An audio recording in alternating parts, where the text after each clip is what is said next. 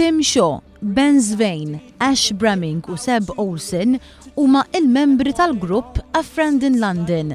Band li d-diska tagħha New Tomorrow hija waħda mill-kanzunetti ewlenin li jintużaw waqt il-kampanja elettorali tal-Partit Laburista li ma' diska poġġiet lill-grupp Danis fil-5 post fil-Eurovision Song Contest ta' sentejn ilu f'Dusseldorf fil-Ġermanja. Come on boys, come on girls, in this crazy, crazy world.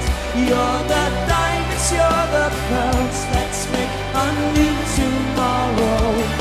Come on girls, come on boys, it's your future, it's your choice, and your weapon is your voice. Let's make a new tomorrow today.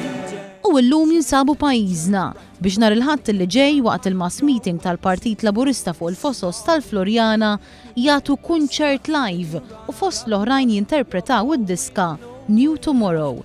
3 mill-4 membri waslu pajjiżna kmieni l-ġimgħa wara nofsinhar. One News staqsal il-gitarrist Seb Olsen dwar il-wasla tagħhom f'pajjiżna. Very good. It was a good flight down here and it's our first time in Malta, so we're looking forward to seeing the island.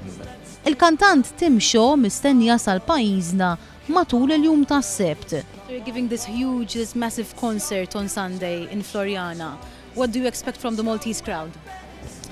We expect a lot of happy people down here and just like a very good mood in the crowd, and yeah, looking forward to it very much. What about you?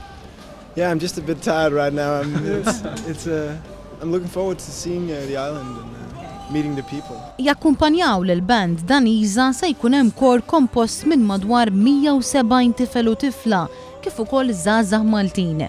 U dan wara sejħa li saret fil-bidu tal-kampanja elettorali għal dawk kollha interessati li jieħdu sem. Fuq talba tal-istess band, il-kor se jiddebutta f'dan il-kunċert illi jibda l-ħabta ta' 3:30 ta' wara nofsinhar qabel id-diskors tal-mexxej Laburista Joseph Muscat. Come on boys, come on girls, in this crazy, crazy world. You're the diamonds, you're the pearls, let's make a new tomorrow today.